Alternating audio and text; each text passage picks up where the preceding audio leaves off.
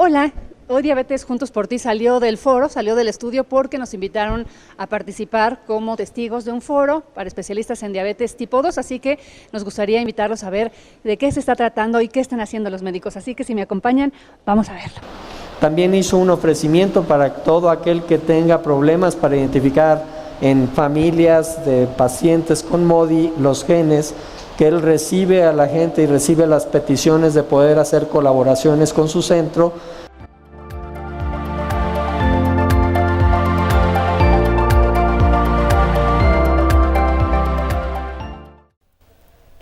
Bueno, seguimos en Diabetes Juntos por Ti, hoy fuera del estudio, como le comentábamos.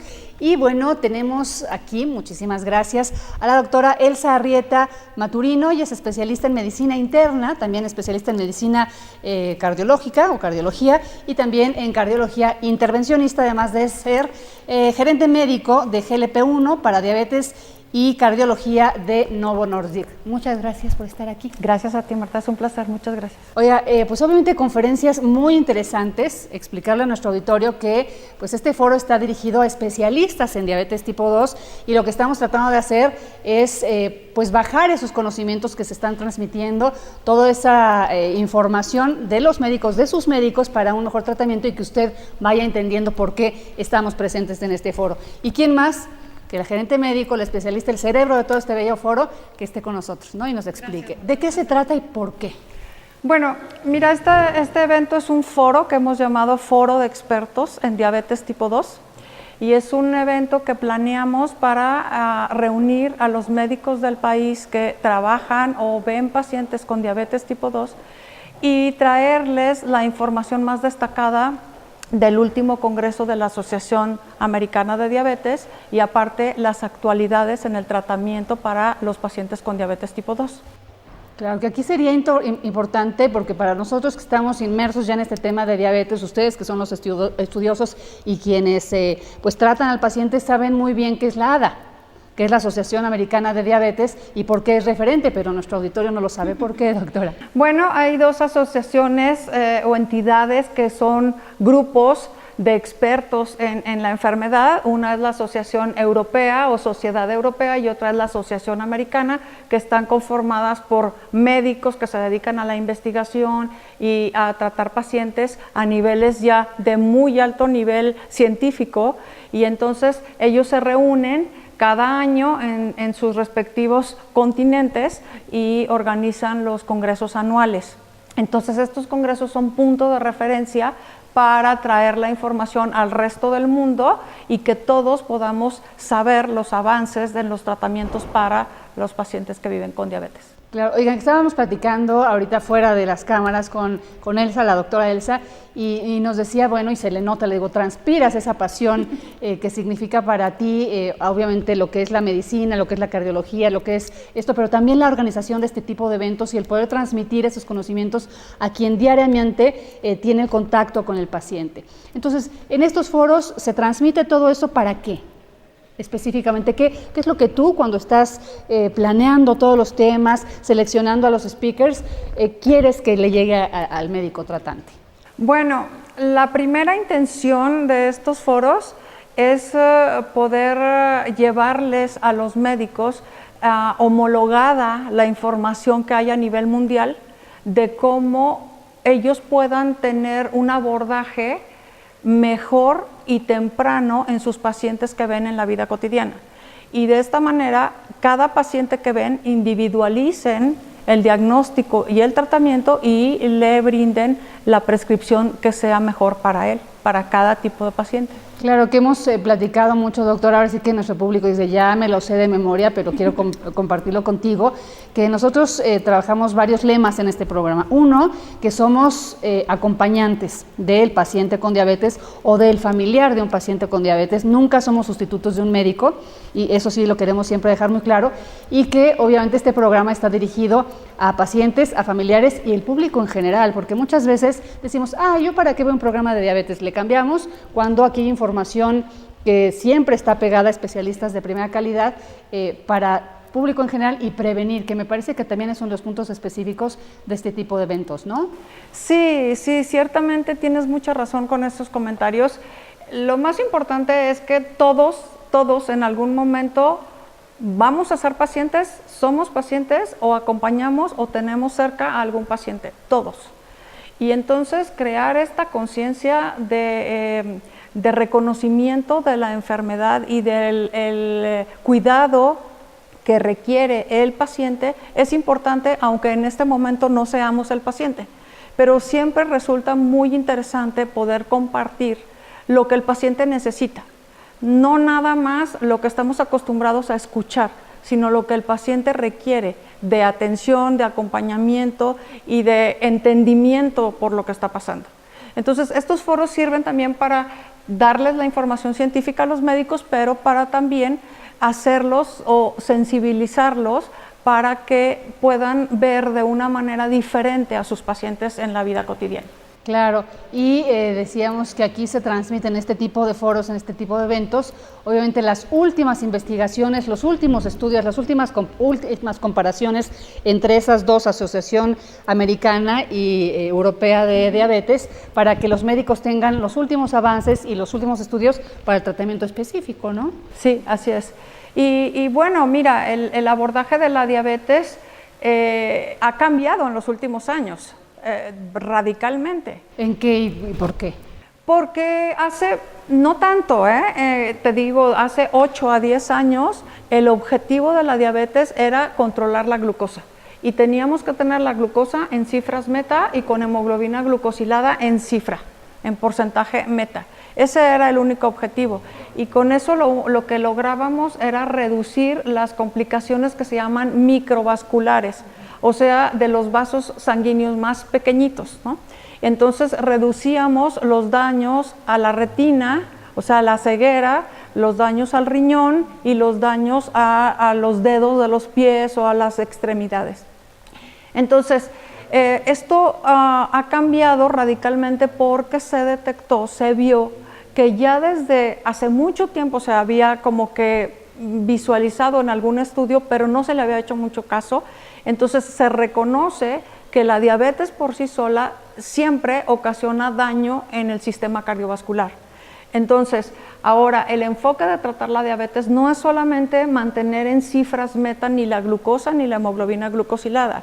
Hay que ver al paciente de manera integral, en forma holística, tratarlo de esta misma manera y entonces poder controlarlo de todos los demás comorbilidades que se van asociando al paciente por el simple hecho de tener diabetes. Así que entonces el abordaje tiene que ser global, holístico, integral y aparte tener beneficios agregados. Control de la glucosa, control del peso, reducción del riesgo cardiovascular son los objetivos meta en el paciente con diabetes.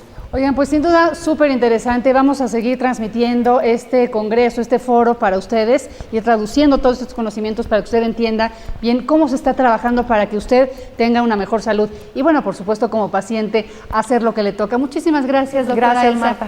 Muchas gracias, gracias por invitarnos. Gracias, hasta luego. Bueno, y nos vamos a un corte y regresamos en Diabetes Juntos por Ti.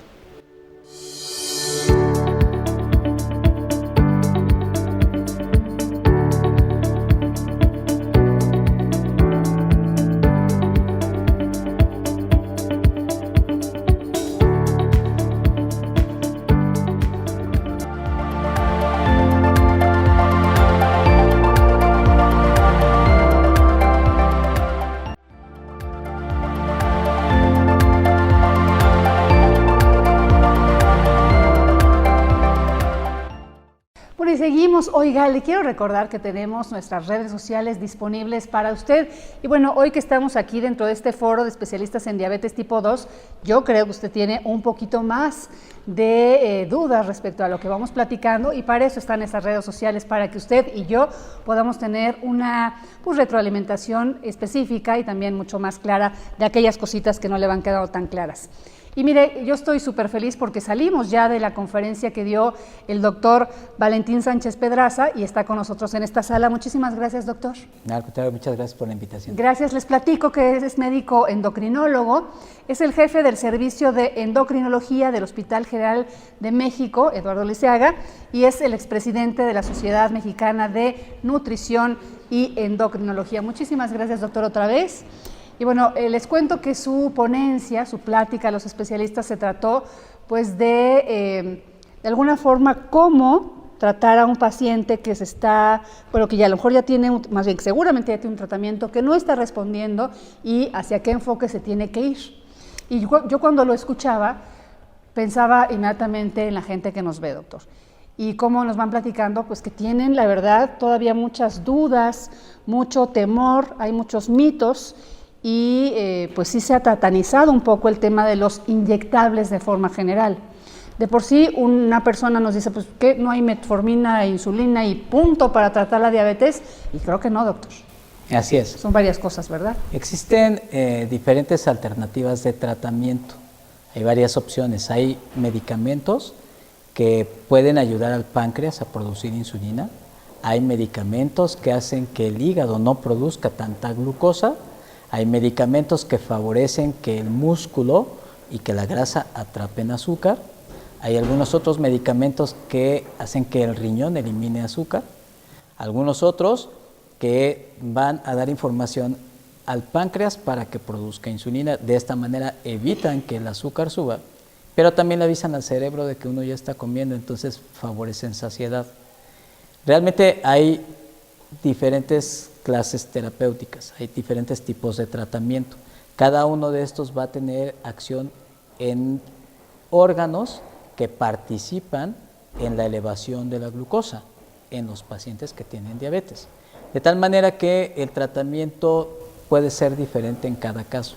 ¿De qué depende que elija yo uno u otro? Eso va a depender de algunos factores, tales como tiempo de la enfermedad, qué tan elevada está mi azúcar, si tengo algún factor de riesgo o alguna enfermedad asociada, por ejemplo, que tenga daño renal o que tenga daño en el hígado, si he tenido antecedentes de infarto, si he tenido antecedentes de que el corazón esté fallando. El tratamiento tiene que ser individualizado, depende también de la edad del paciente. Ahora, podríamos decir que existen, en términos generales, tratamientos orales, es decir, tabletas, o tratamientos inyectables. Que eso es lo que nos da horror de por sí. Todas las inyecciones desde chiquitos nos dan miedo y bueno, en este tema hay desconocimiento, pero... Podría tener hasta cierto punto una base. Y una base porque tradicionalmente o inicialmente las terapias inyectables que específicamente eran para insulina estaban basadas en jeringas y en agujas que eran agujas muy largas. De hecho, la técnica de aplicación de insulina en aquellos casos era de que tenía que existir cierto ángulo de inclinación en la aguja, hacer un pliegue para la aplicación, porque la aplicación tiene que ser en la grasita, no tiene que ser ni en músculo, ni tiene que ser tampoco muy superficial. Obviamente que cuando uno ve una aguja pues grande, pues obviamente va a representar miedo. Afortunadamente la tecnología ha avanzado y esto permite que las agujas actuales sean prácticamente como un capilar, es una aguja muy pequeña de 4 a 5 milímetros, bastante flexible, que no requiere ni de hacer pliegue ni de hacer ángulo y que prácticamente no representa dolor. Y que reduce estas complicaciones que vienen a veces con la mala aplicación de la insulina, de las cuales ya hemos hablado, recuerde usted. Sí, claro, en casita, ¿no? las precauciones de rotar la insulina se tienen que hacer igual, pero no nada más hay terapias con insulina actualmente que es la terapia inyectable, también existen otros medicamentos que son inyectables y que dan beneficios adicionales. No nada más es el control del azúcar, tienen efecto en cuanto a reducción de peso, que eso sería algo de lo actual. Lo actual no es nada más enfocarse en controlar el azúcar de un paciente que tiene diabetes. Si el paciente tiene diabetes, pero también tiene obesidad, va a tener factores de riesgo también para enfermedad en corazón, enfermedad en músculo, en otra serie de alteraciones. De tal manera que tratar azúcar y disminuir de peso tiene beneficios adicionales importantes. Actualmente hay terapias que son inyectables que tienen un impacto en cuanto a reducción de peso, reducción de azúcar e incluso reducción en cuanto a presión arterial. Que obviamente todas estas elecciones de determinado tratamiento son decisión exclusivamente del médico de acuerdo a el caso específico que esté viendo, las condiciones de su paciente, si es un paciente obeso, si es un paciente con alguna otra complicación, a lo mejor cardiovascular, renal, etcétera, ¿no? Sí, completamente de acuerdo. El tratamiento tiene que ser individualizado dependiendo de las características del paciente, pero algo que es muy importante y que sí me gustaría hacer énfasis es que finalmente el control se puede lograr.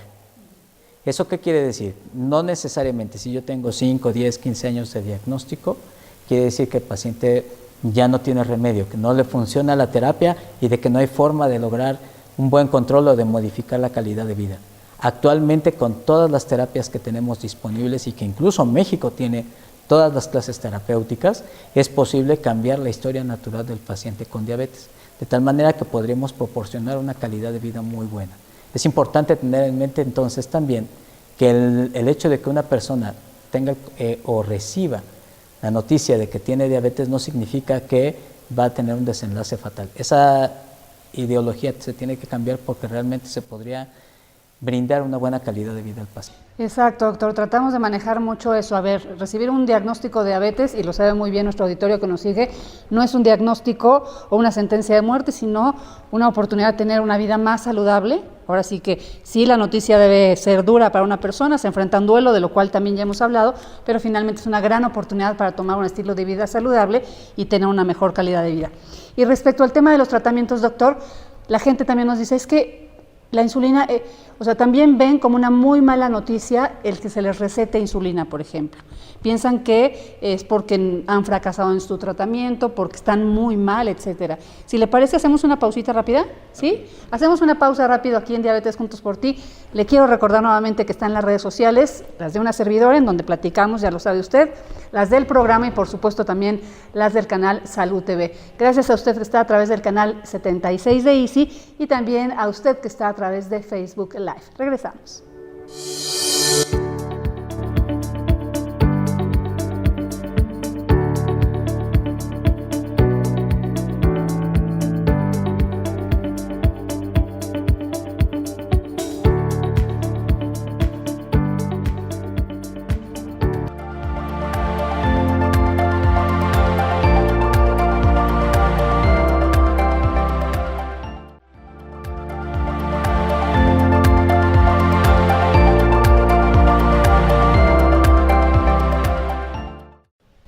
Bueno, ya de vuelta, tercer bloque, se nos ha ido rapidísimo. Bueno, tuvimos para usted algunas opiniones de los presentes en este foro de estos especialistas que vienen, le decíamos al principio del programa, pues a conocer los últimos estudios, los adelantos y sobre todo, bueno, a conocer cómo aplicarlos en usted, paciente, para tener una mejor calidad de vida y un tratamiento integral, que ya decíamos, perdón, es importante tener no solamente el control de la glucosa, sino obviamente un tratamiento de las demás afectaciones que pudiera tener una persona con diabetes. En fin, nos quedamos, doctor, estamos platicando con el doctor Valentín Sánchez Pedraza con el asunto de la insulina y cómo cuando una persona le dice el doctor, ¿sabes qué?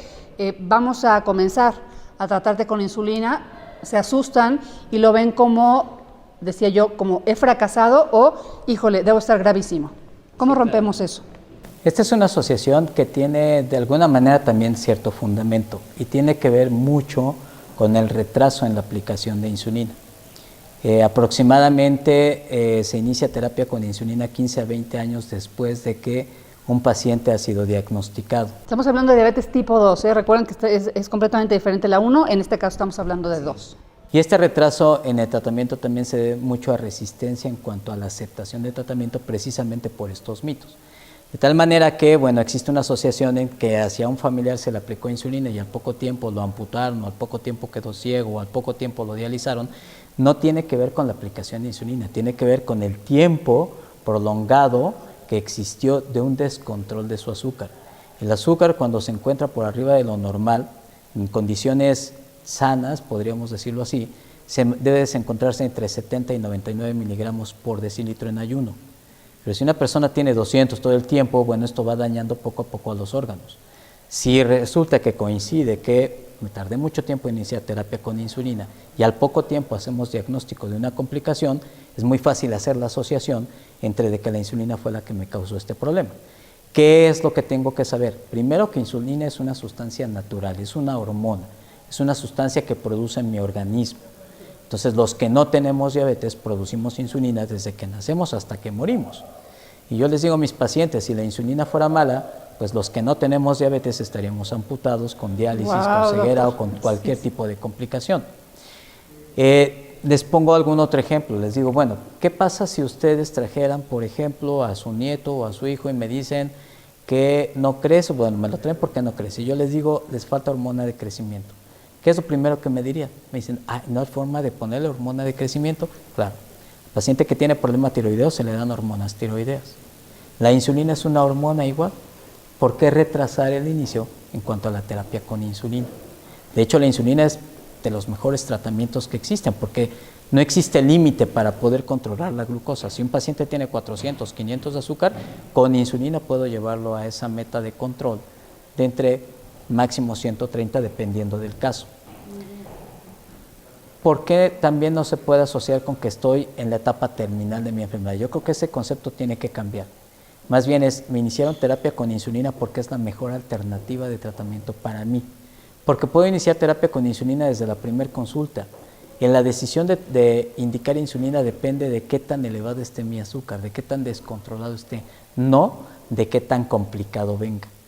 Porque puedo tener un paciente que acaba de debutar o acaba de enterarse de que tiene diabetes, tiene una glucosa de 400, no tiene daño en el riñón, no tiene ninguna otra complicación, y en ese momento yo le puedo decir, voy a iniciar terapia con insulina contigo porque tu azúcar está muy elevado. Y no quiere decir que al paciente le queda poco tiempo de vida. De hecho, estamos tratando de asegurar una mejor calidad de vida con el paciente. Entonces, es muy importante que se pierda esa parte del mito de que la insulina es algo negativo. Muy bien. Obviamente, decíamos, a veces creemos que solamente existe metformina e insulina, pero es importante que como pacientes sepamos que existen otro tipo de medicamentos, de tratamientos que ya nos platicaba, por ejemplo, el GLP-1, que yo le decía, bueno, ¿y qué es, doctor? GLP-1 también es una sustancia que produce el organismo, es una hormona, es una sustancia que se produce en el intestino y esta sustancia se libera después de que nosotros empezamos a comer. Y la función es de que esta sustancia va y le avisa al páncreas o le dice, sabes que ya está ingresando azúcar. Y entonces el páncreas se encarga de producir insulina y la función de la insulina es atrapar el azúcar para poderla meter a la célula, para que finalmente tenga energía. Pero tiene otras funciones. La otra función es que también puede regular el apetito. Entonces, esta sustancia, el apetito, esta sustancia que produce el intestino, habitualmente tiene una vida media cortita, dura poco tiempo. Una de las estrategias que se han llevado a cabo es desarrollar una sustancia que es parecida a la que produce el intestino y que es inyectable. Pero esta, como es una cantidad mayor a la que normalmente produciríamos, tiene otros efectos adicionales a lo que normalmente haría esta sustancia. ¿Dura más, digamos, también? Dura más y tiene efectos en otros sitios. Entonces le avisa al cerebro de que nosotros estamos ya consumiendo alimento, de tal manera que disminuye el apetito y esto favorece que también exista reducción de peso. Entonces, no nada más logra el control del azúcar, sino que también favorece reducción de peso. Oigan, creo que nos vamos a tener que quedar con el doctor Valentín Sánchez Pedraza en otro programa para hablar de GLP-1 solamente, porque me faltó vitamina D, en fin, me faltaron muchos temas, pero se acabó el programa. Yo le agradezco mucho, doctor, un honor conocerlo y estar aquí. Al contrario, es un placer estar con usted. Muchas gracias. Oiga, gracias a usted. Recuerde que estaremos toda esta semana transmitiéndole toda la información respecto a este foro y lo que aprendimos para usted. Hasta luego.